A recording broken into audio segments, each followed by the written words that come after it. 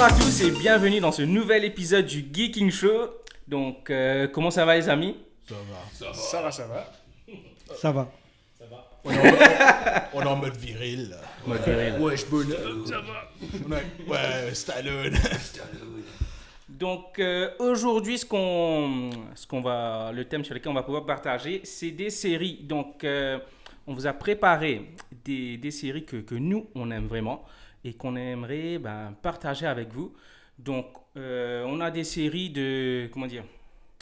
qui sont un petit peu, qui datent d'un peu plus longtemps, voilà, un petit peu plus anciennes.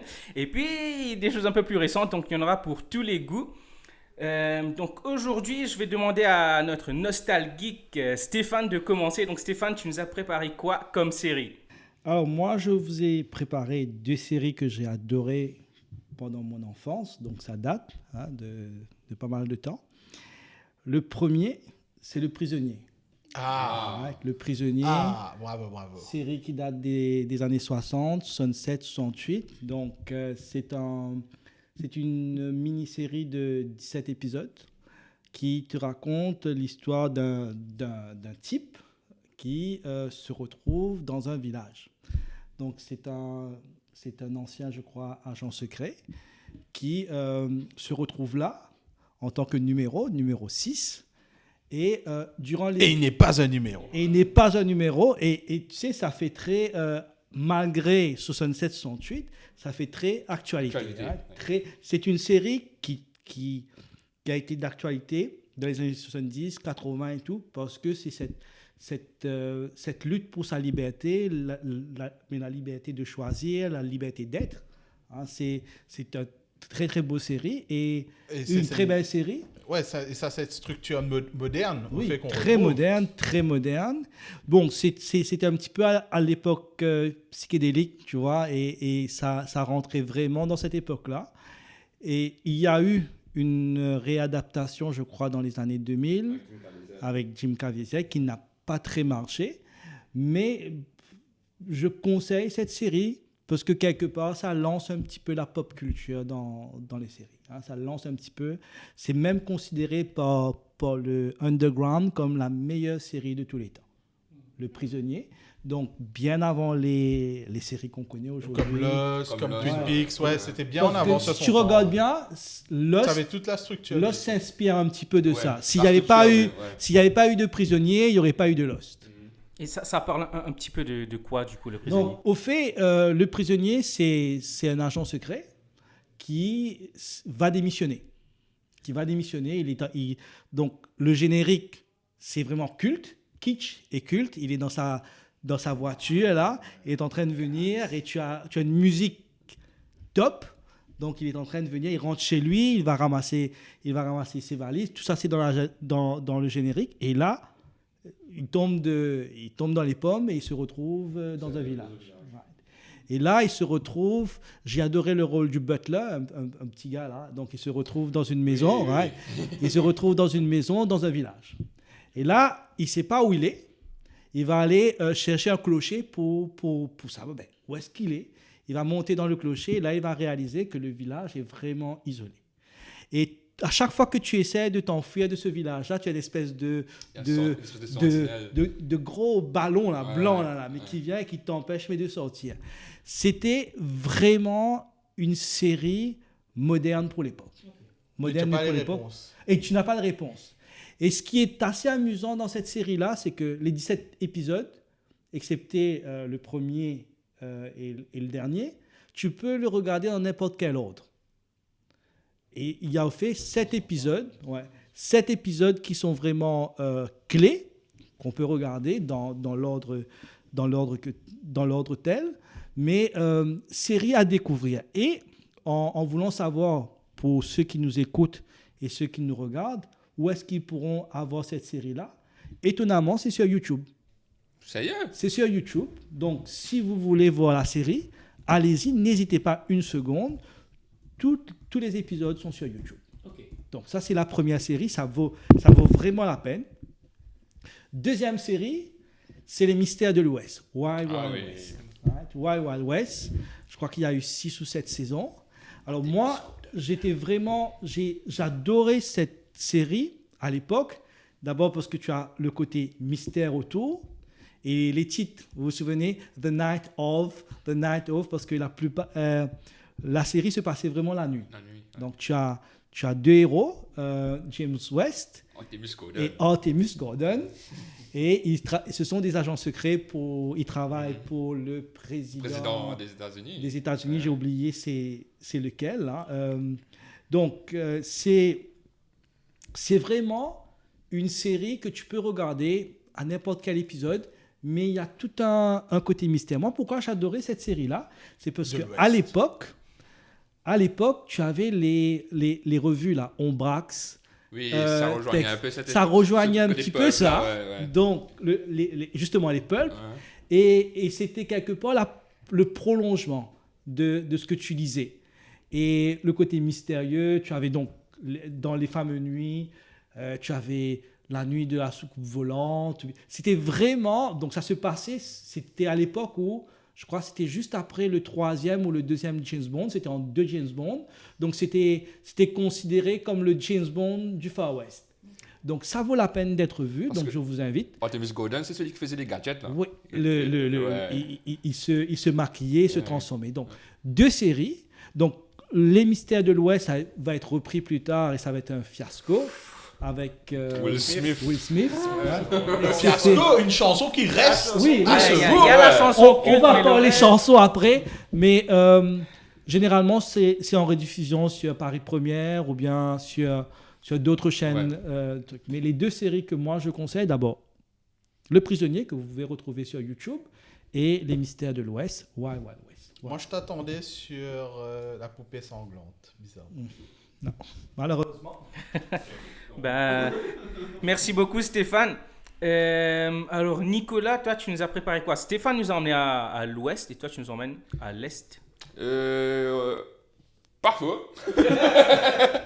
Parce que ma première série est allemande. Donc moi si je parlais de séries, mes séries préférées, donc le premier ce serait Lost, mais Lost tout le monde connaît. Donc je vais essayer de te faire découvrir autre chose. Bon, je pense que celle-là on la connaît, mais pas tout le monde l'a vue.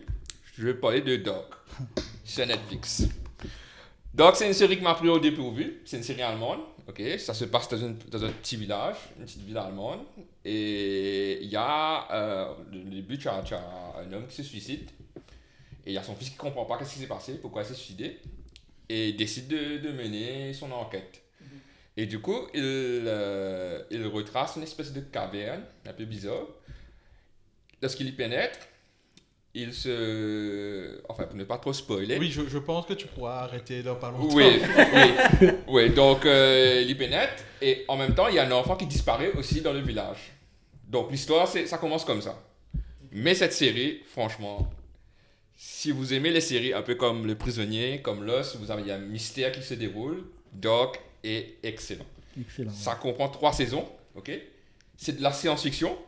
La pure science-fiction, mais sans aucun artifice. Vous n'avez pas des effets spéciaux visuels extraordinaires. Tout se joue sur l'histoire, les personnages, et il faut bien suivre parce que ça se déroule au fait autour d'une famille, mais sur plusieurs époques, ok. Mais c'est une série de malades, franchement. Je tiens à ajouter rapidement, si c'était américaine, ça n'aurait pas été si excellent. Non. Parce qu'il y a ce cachet allemand mais c'est surtout dans l'ambiance sonore, les décos, la photographie, mais ça fait un tout et ça emmène un côté hypnotique. Si on commence à regarder Dark, on ne s'arrête pas en fait. Mm-hmm. Et pour la petite info, le créateur de la série, Baran Bodor, il prépare une deuxième série qui est 1899, qui sortira peut-être l'année prochaine sur Netflix et on ne sait toujours pas de quoi ça va parler. Mais dès que la série est annoncée, je vous conseille, foncez dessus. C'est vrai que Dark, c'était quelque chose. Hein. Moi, j'ai adoré. Surtout que j'aime beaucoup les thrillers, donc du coup, ça, c'était top. Et ta deuxième série, du coup? Donc, c'est une série plus récente que peut-être beaucoup ne connaissent pas, que j'ai découvert cette année-ci, que j'ai regardé d'une seule traite, et pour moi, qui est une des meilleures que j'ai vues cette année-ci, c'est Mare of Easttown avec Kate Winslet. Donc, c'est une mini-série produite par HBO Max. Okay? Donc, ça parle de quoi? C'est un drame psychologique. Donc, ça commence dans une petite ville pareil. Le premier épisode, on te montre les habitants, ils se connaissent un peu tous, ils sont voisins et tout. Et puis, il y a un meurtre qui est commis, il y a une jeune fille qui est assassinée. Et toute cette enquête que Kate Winslet emmène, donc elle est une enquêtrice, ok. Et dès que cette Kia se meurt, tout chamboule dans le village. Twin Peaks. Oui, mais sans le côté surnaturel, je vais dire. Parce que franchement, si on pense Twin le Peaks... surnaturel dans Twin Peaks, ça arrivait vers la fin. C'est ça qui a tué plus ou moins la série. Oui, mais le parallèle avec Twin Peaks, c'est intéressant parce que franchement, dans ce qui fait la beauté de Mia Easttown, c'est les personnages en fait. Tous les personnages qui tournent autour du personnage principal ont tous leur valeur que arrivé le 7e épisode, dernier épisode, tu te dis, mais il n'y a rien à jeter. Ça se suit, c'est comme des mini-films au fait, chaque épisode dure 1 heure, mais bon, c'est un drame, il n'y a pas d'artifice, il n'y a rien, mais ça se suit comme je sais pas moi, comme un beau roman. Ouais. Et Ça donne envie en tout cas. Hein. En tout cas, moi je vous conseille vivement, je vais les regarder dans 3 jours, les 7 épisodes, et franchement, je vous conseille vivement d'aller le voir. Il est sur quelle plateforme? C'est sur HBO Max. Et à Maurice, Bon, à Maurice, à moins que vous avez un VPN, mais sinon, vous savez comment procéder. Hein, ça, c'est le genre de truc qu'on dit hors antenne. pour une fois que c'est pas moi. J'avoue. Merci Nicolas. Donc Ben, toi, tu nous conseillerais quoi comme série? Alors moi, pour ma sélection, bon, j'ai triché un peu. Dans le sens que je vais parler d'une série qui est déjà terminée et d'une série qui n'est pas encore terminée. Donc c'est qui n'est pas encore terminée, je compte ça comme récent. Et la série dont je veux vous parler, c'est Better Call Saul, la préquelle à Breaking Bad. Alors cette série, c'est un monument de présentation, d'analyse psychologique sur la déchéance d'un être humain normal qui va break bad. It's all good, man. It's all good, man. Donc, Ah, des c'est fans, à la hein. base un personnage secondaire dans Breaking Bad. Et là, vous avez une préquelle réussie. Bon, d'un côté, il faut mettre de côté par rapport aux acteurs qui ont vieilli. Hein. Faut faire abstraction de ça. Mais le reste de cette série, surtout les 2 derniers épisodes de la dernière saison qui viennent de passer, là, monument cinématographique. Tout le monde dans cette série mérite un Emmy, un prix. Parce que cette série, c'est un monument pour la télévision, au même titre que Breaking Bad. Et il reste une dernière saison et on se demande comment ça va finir. Il y a Ça combien de saisons? On est à 5-6 saisons là, Ok. facilement. Et ça, pour moi, c'est une tuerie, quoi. L'acteur principal, là, qui était connu pour des comédies à la Bob base. Odenkirk, il est juste excellent. Et il joue dans le film là, Nobody. Exactement. Nobody, oui. Et franchement, dans Better Call Saul, c'est un monument. Et mon autre série qui est déjà finie, par contre, et que, bon, que là, on était sur une série américaine. Mon autre série, c'est une série anglaise, c'est Downton Abbey. Pour moi, Downton Abbey, c'est juste la masterclass en termes d'acteurs et de performance d'acteurs anglais dans une série dramatique. C'est juste sublime. C'est une série dramatique en quelques saisons avec un Christmas special. Mais vous suivez une famille, une grande famille en Angleterre avec d'un côté les serviteurs qui vivent et de l'autre toute l'aristocratie qu'il y a au-dessus. Mais ça commence avec le naufrage du Titanic et vous suivez des personnages à travers les péripéties. Et le truc qui est vraiment magnifique dans cette série, c'est tout ce charme anglais. C'est surtout le fait que contrairement à vos séries de telenovelas, toutes sortes de séries, téléfilms hindous, etc. Ici, quand il y a un truc qu'il faut dire, ils le disent tout de suite après, hors caméra. Comme ça, il n'y a pas besoin d'attendre 26 saisons, 300 épisodes pour qu'il y ait une révélation. Ah, un tel a fait ça. Ok, je dois te parler un instant. C'est fait. Hors caméra, on n'a pas besoin de nous prendre pour des imbéciles. Et ça, sublime. Donc, ouais, ça, c'est mes 2 séries. C'est sur quoi Downton Abbey? C'est sur Netflix? C'est sur nulle part en ce moment. C'est vraiment Il n'est nulle pas sur part. Netflix? C'était nulle part. C'est nulle part, Ok. nulle part. C'était sur Amazon à un moment, mais là, il n'y est plus sur notre région. Donc, c'est difficile, mais ça vaut la peine. Ok. Merci beaucoup Ben. Donc Aldo, moi je trouvais ça drôle quand on préparait l'émission. Oui, je sais de Voilà. quoi tu parles, le West S, West S. La série de Ben et Aldo, j'ai ça c'est voilà. Bon, moi je te laisse continuer du coup pour que tout le monde comprenne. Bah, du coup, je vais commencer avec une citation. On va voir si ça vous parle. These violent delights have violent ends. Ah, oui, oui. Oui, Alors, oui. pour ceux qui ne savent pas, Westworld, Westworld. c'est une série de science-fiction sublime, adaptée d'un film de 73 avec Yul Brynner. Inspiré d'un très bon roman de Michael Michael Crichton. Crichton. Voilà, Yul merci. Brynner, s'il te plaît. Ça, Ok. Mais franchement, vas-y. Oui, donc, alors, Westworld, ça parle d'un parc d'attractions futuriste où les invités peuvent vivre le plus grand fantasme. Donc, on les plonge dans un monde inspiré du Far West qui est peuplé d'androïdes, presque humains, on va dire. On a l'impression qu'ils sont humains, du moins. Et en fait, vous payez genre 40 000 balles et vous faites ce que vous voulez dans ce monde-là. Et genre, vous pouvez même tuer les androïdes en question, qu'on appelle les hôtes. Et vous pouvez même les tuer sans aucune répercussion dans le monde réel parce que ce sont des androïdes et on les répare et la prochaine fois que vous venez, ils sont là. Donc chaque androïde a son train-train quotidien, il est programmé pour vivre une journée basique. Et vous, en tant qu'invité, vous pouvez prendre part à ces vies, à ces quêtes annexes où vous faites ce que vous voulez. La plupart du temps, dans la série, on montre que les invités préfèrent les plaisirs plus simples. Donc, zigouiller des gens ou autre chose qu'on ne va pas mentionner ici. Donc, Westworld, pour moi, c'est franchement une série phénoménale. Un casting explosif. Il y a Jeffrey Wright qui va bientôt jouer l'inspecteur Gordon dans Batman. Anthony Hopkins, sublime performance aussi, rien à dire. Et Ed Harris. Ouais. Ed Harris, l'homme en noir qui franchement, est un personnage. L'homme en noir. Et même les actrices. Mais- Evan non. Rachel Evan Wood, Allenwood, oui. Taron Et Egerton. franchement, le casting est juste phénoménal. Mais moi, ce qui m'intéresse dans cette série, c'est surtout les thématiques, en fait. Il y a tout ce gimmick de l'homme qui joue à Dieu. Parce que Anthony Hopkins, c'est lui le créateur du parc d'attractions Westworld. Co-créateur. Co-créateur, on ne va pas rentrer dans les détails. Oui. Et il vous montre que il y a une certaine part d'humanité, même chez les machines. Le problème, c'est que, évidemment, qui dit science-fiction, époque d'attraction, on dit que les choses vont mal finir. Jurassic Park. Jurassic Park, entre Par le autres. même écrivain. Par le même écrivain, justement. Mais quelque part, on rejoint le prisonnier, encore une fois. Cet Justement. isolement. Oui. Cet isolement. Voilà, justement. Et franchement, Westworld, je tiens à terminer avec la super bande-son de Ramin Djawadi. Ramin Djawadi, l'opening que je skip jamais.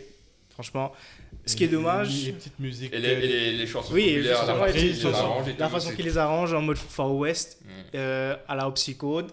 Franchement, c'est Des groupes comme Radiohead, Coldplay, Radiohead. Oui. Q. Et ça vous West. prend à revers parce que vous attendez du tout pas à entendre des chansons de Coldplay, Radiohead dans le Far West, mais franchement, ça vaut la peine. Générique top. Hein. Générique, il est juste top. sublime. hein. Mais il y aura une saison encore là? Oui. À ce Ouais. qu'il paraît, oui, il y aura une 4e saison, mais on attend. Mais la troisième saison m'a un peu refroidi. Un petit peu déçu moi aussi. hein. Sans vraiment rentrer dans les spoilers, je pense que c'est surtout par rapport au fait qu'ils vont dans le monde réel. Ouais. C'est ça qui.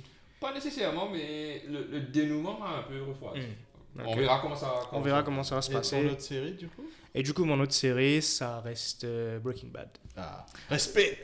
On la présente plus cette série parce que franchement, avec toutes les récompenses et tout le buzz que ça a fait dès sa sortie.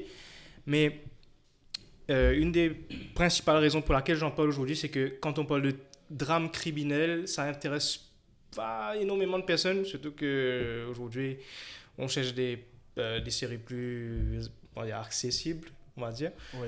Et quand même, Breaking Bad, ça reste le drame criminel. Si vous voulez vraiment commencer quelque part, franchement, Breaking Bad, il réussit. Breaking donc, Bad, tout comme Better Call Saul, il faut s'asseoir et regarder. Justement. Ou même Dark, il faut s'asseoir et regarder. il faut faire un effort, s'asseoir et vivre cette expérience-là. Parce que franchement, Vince Gilligan, Ouais, il est bon, les gars. ce mec-là, Ouais, il est, bon. que ce soit au niveau de l'écriture ou de la mise en scène, prend énormément d'inspiration à Pulp Fiction.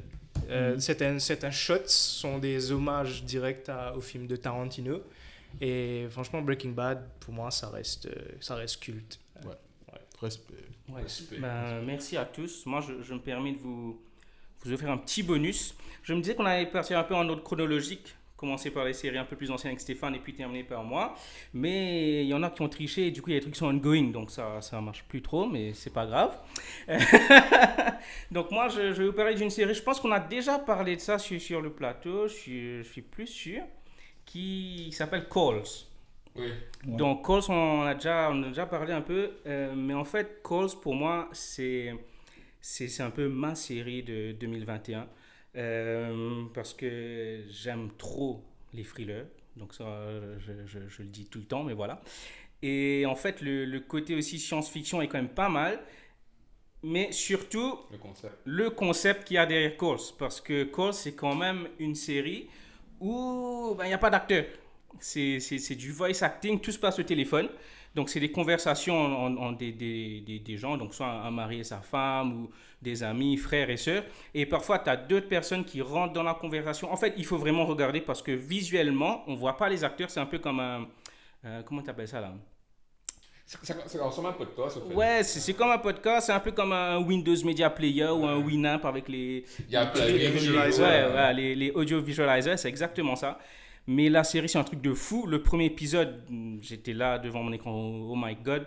Et ça se termine aussi super bien. Donc vraiment, allez voir, c'est disponible sur Apple TV. Donc voilà, donc merci à tous pour ces beaux partages, c'est vraiment cool. On va passer aux rubriques. Et on va commencer par... Commence par Ben aujourd'hui. Donc notre Geek in Japan, il nous présente quoi? Alors, le Geek in Japan, aujourd'hui, il essaie de donner des bons conseils aux collectionneurs.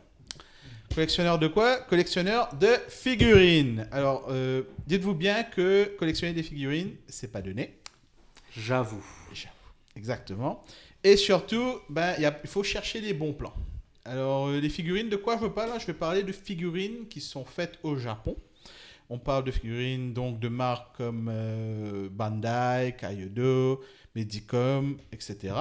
Ce sont des boîtes qui font des figurines articulées ou non articulées. Et ce qu'il faut comprendre dans le domaine, c'est que vous avez deux extrêmes. Vous avez les figurines américaines, Hasbro, en particulier, vous avez du McFarlane, etc. Ce sont des figurines qui vous coûtent à peu près entre 20 et $30. C'est des figurines que vous allez trouver dans les retail stores en grande surface. Et c'est ça la différence, c'est qu'au Japon, vos figurines, ce n'est pas des figurines de supermarché, entre guillemets. Quoique les figurines américaines sont des collectors, mais ce sont des figurines qui vont coûter entre 60 à $100 facilement. Donc, mais le truc qu'il faut retenir, c'est que c'est toujours value for money. Vous payez pour la quantité de plastique que vous allez recevoir. Donc, ça ne veut pas dire que la figurine va être parfaite. Ça veut juste dire que vous allez avoir des options. Des mains, des bras, des têtes, plus d'armes. Et vous allez avoir un sculpting donc, qui va être fait par un japonais et qui aura une autre perception de la figurine articulée. Donc, dans le domaine, vous avez donc Bandai, vous avez Kaido, comme j'ai déjà mentionné. Et bon, les bons repères, les bons coups, les bonnes options, c'est d'aller sur Hobbynic Japan, si vous voulez acheter neuf, et à Miami, si vous voulez chercher des figurines de seconde main. Si, par exemple, la figurine est devenue difficile à trouver. Parce qu'un truc qu'il faut bien comprendre, c'est qu'une figurine, ça a un temps de publication. Si la figurine marche pas, il se peut qu'elle ne soit jamais republiée, refaite. Donc, si vous avez raté votre coche, vous n'avez quasiment pas de chance de l'avoir. À moins, bien sûr, de payer le prix fort.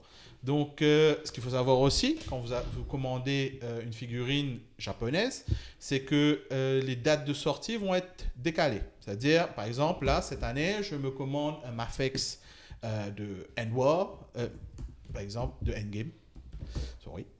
Du Captain America. Et c'est prévu pour l'année prochaine en février. Sauf qu'elle ne sortira pas en février. Elle ne va pas sortir en juin aussi.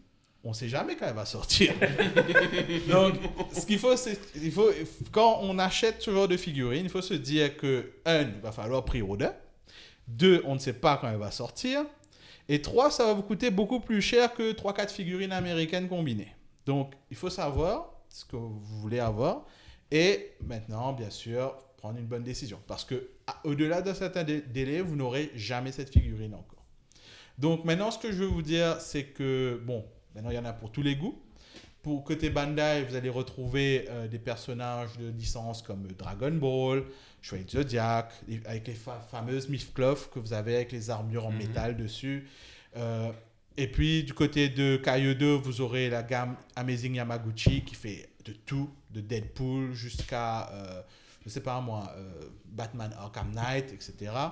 Ils font absolument toutes les gammes. Medicom, vous aurez JoJo's Bizarre Adventure que j'avais ramené la dernière fois. Mafex, vous aurez des figurines, des personnages de toutes les licences, de tous les films que vous avez vus, de Dark Knight, des versions animées des personnages, comme la dernière fois j'ai reçu mon Miles Morales de Into the Spider-Verse. Donc vous en avez pour tous les goûts, il faut juste chercher et s'assurer de ne pas payer trop aussi et d'être patient. Collectionner, c'est aussi faire preuve de patience. Donc si on a des questions par rapport à ça, on vient vers toi, c'est ça? Exactement. Ouais, Ben, c'est notre professionnel etc. de la figurine. Le numéro s'affiche en bas de l'écran. Ce sera le running gag de...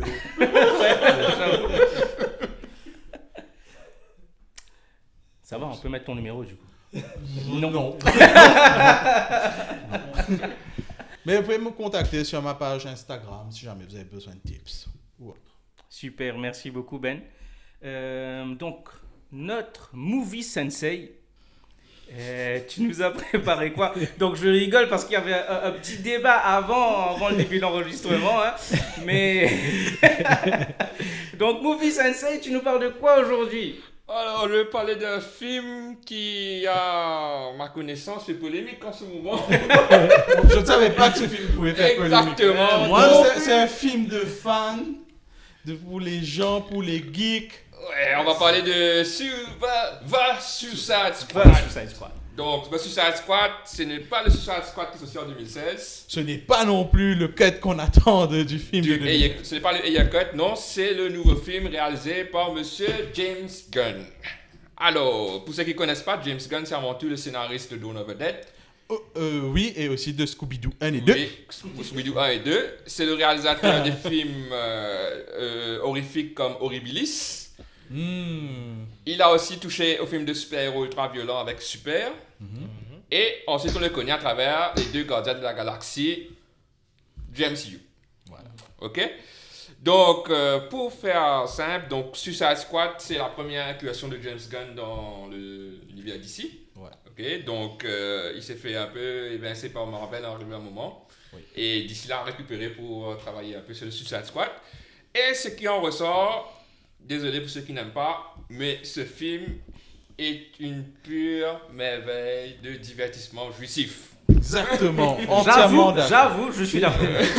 Ça commence par une intro qui rappelle Saving Private Ryan, mais en mode déjanté avec un casting aussi. Un casting de malade, mais surtout, ce qu'il garde en priorité, c'est l'émotion qu'il dégage avec ses personnages.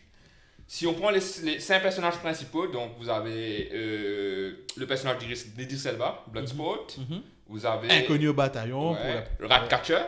Encore Inconnu au bataillon. Il y avait quoi encore? T'as mentionné Paul Cadot? Peacemaker. Pas John Cena en forme. Et bien sûr, la plus connue, c'est Harley Quinn. Et sans oublier Rick Flag, qui était déjà dans le premier film. Oui.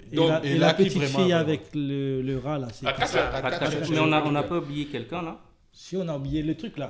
Et le plus important. On n'a pas oublié quelqu'un? King Shark. Voilà. Le spot. Donc là. déjà. Oui, Paul Cadotman. Donc déjà, avec ces personnages principaux, on a un développement qui est carrément fait sur le tas, mais qui apporte son émotion, sa petite touche d'or. Oui, à la fin du film. C'est rigolo, on rit aux éclats, c'est méchant, il y a de la violence, de la tripaille, et en plus, c'est bourré de scènes d'action impressionnantes. La dernière heure du film, franchement, si vous êtes fan de comic books, oui Stéphane. Si vous êtes fan de comic books, si vous êtes fan de films de super-héros, cette dernière heure-là, c'est le Nirvana, quoi. J'avoue. C'est le Nirvana. Et surtout, pour moi, c'est une des meilleures séquences de l'année. C'est la séquence, il y a une séquence avec Harley Quinn, donc vous allez voir, lorsque vous verrez le film, une séquence d'évasion qui est juste... Ouais, non, ils se sont fait plaisir sur ce film et ça se ressent. Ça se ressent. Tout le monde s'est fait plaisir sur ce film et ça se voit. Et franchement, moi, j'aimerais juste rajouter que c'est un film qui est featuring Patrick, pour ne pas spoiler.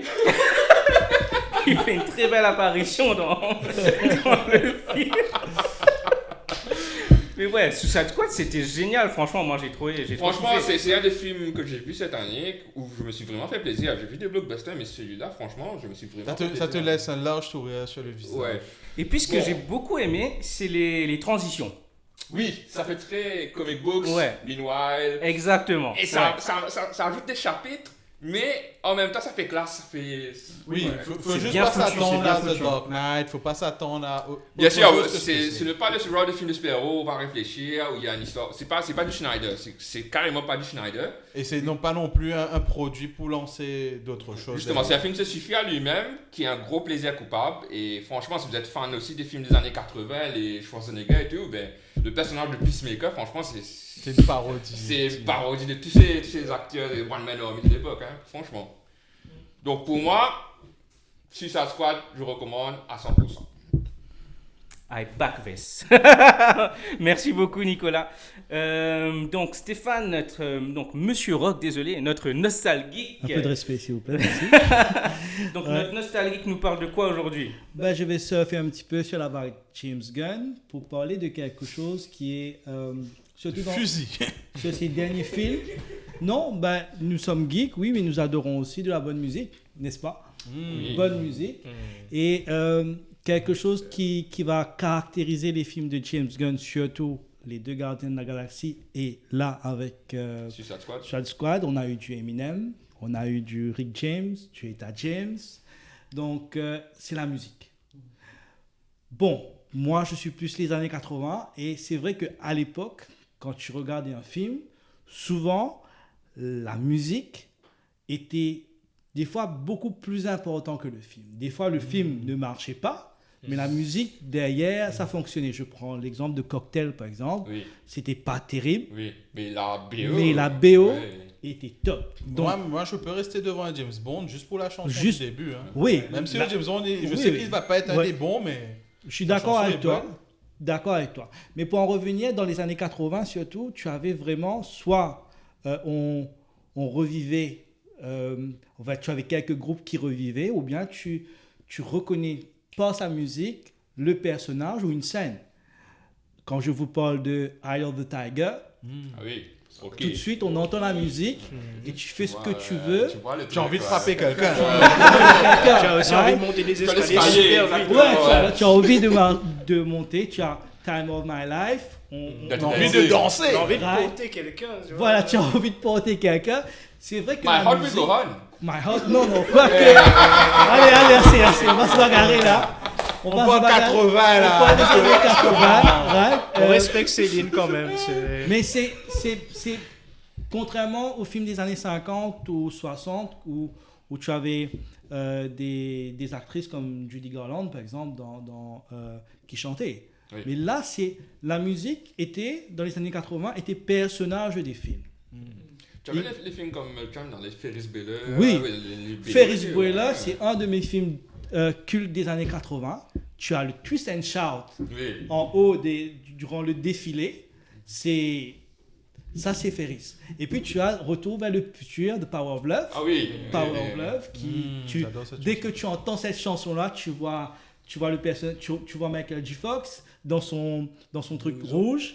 Donc, les chansons étaient indissociables des films.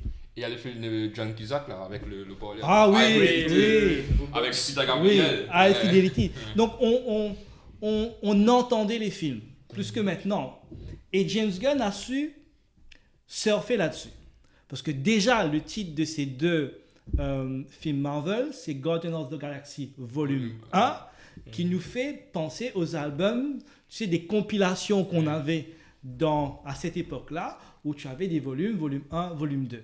Et cette capacité de prendre des chansons qu'on n'entendait plus, ou bien qui étaient dans les oubliettes, et de les ramener de l'avant. Donc, je pense que James Gunn arrive à le faire aussi dans le film un petit peu de super-héros, là, The Suicide Squad. Suicide Squad. Right. Mais on a un film Breakfast Club qui ramène Simple Mind, Don't You Forget About Me, à la fin, le type.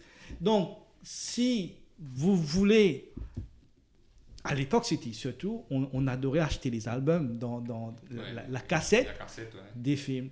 Et pour moi, seulement, c'est un film du début 90 qui va me marquer avec sa bande-son, c'est Forrest Gump. Forrest Gump. Ah oui, il y avait de tout dedans. Il y avait de tout dedans. Et tu avais en même temps, tu avais du John Lennon, tu avais du Spirits in the Sky qu'on revoit dans The Suicide Squad. Oui, le film là.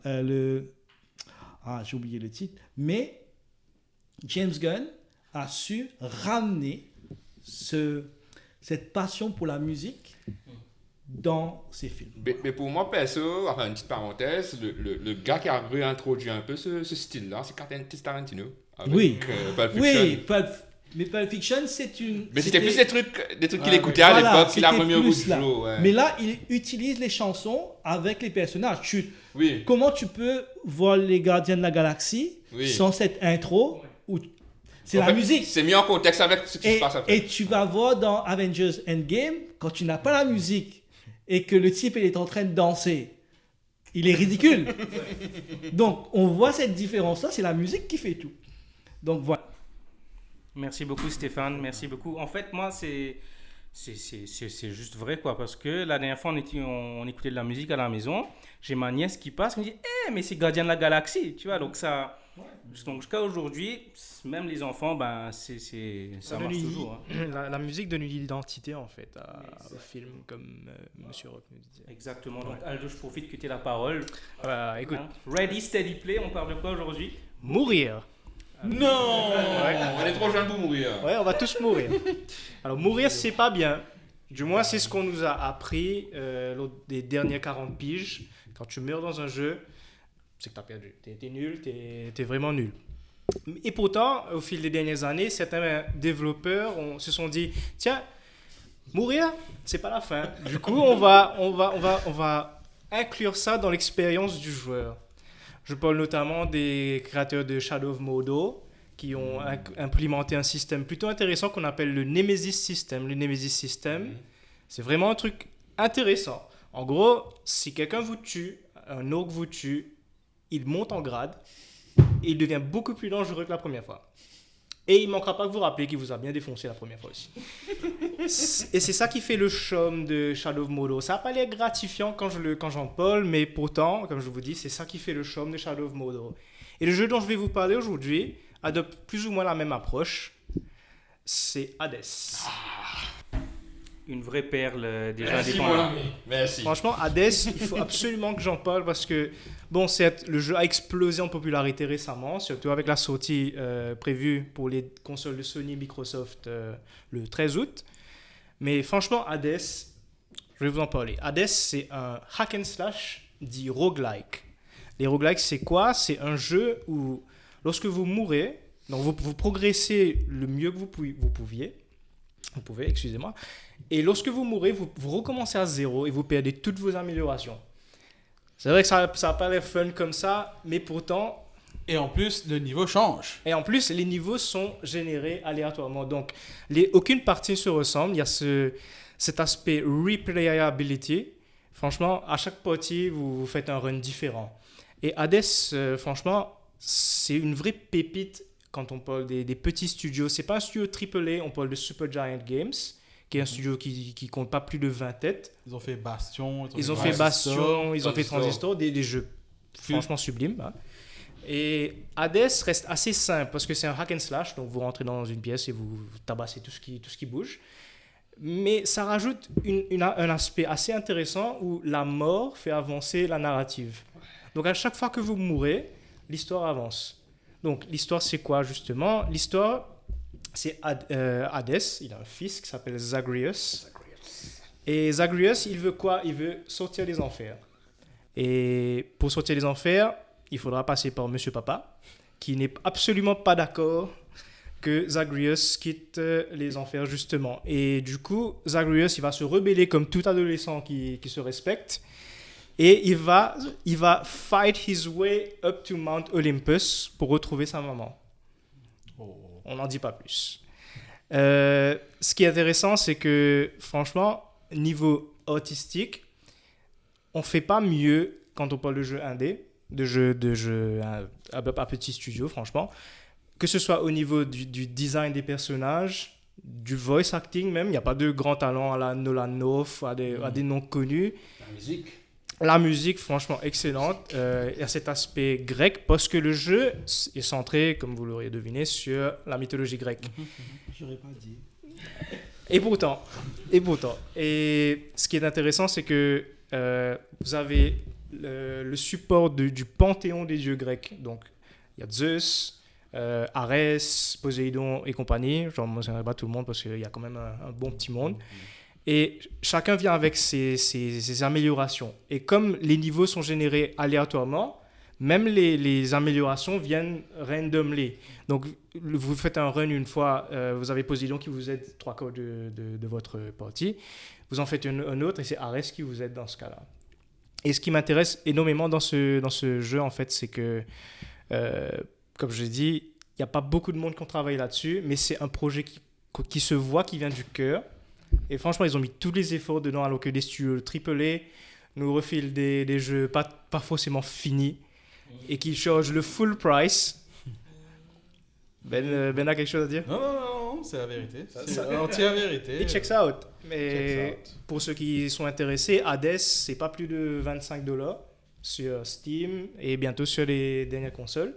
Déjà sorti sur Nintendo Switch par contre. Exactement. Si c'est le cas Donc, de jour, et depuis que j'ai ça, j'arrête pas de jouer en fait. Donc voilà, on the go. Ouais. Et voilà, en gros, il fallait absolument que j'en parle en fait. Et ça a été élu jeu de l'année. Élu jeu de l'année 2020 par- pour plusieurs journalistes, plusieurs... Donc, une sacrée compétition. Hein. Ouais. L'année dernière, Justement, Lost of c'était, Us, bon. Christophe Tsushima et Ouais. compagnie. Et Mais la ce qui dernière- est impressionnant avec Hades, c'est vraiment une offre de vrai gaming. Mhm. C'est fait C'est pour les ce pour- gamers. c'est pourquoi on joue. C'est pourquoi on joue. Voilà. Exactement. C'est quand qu'on parle de Tetris parce que.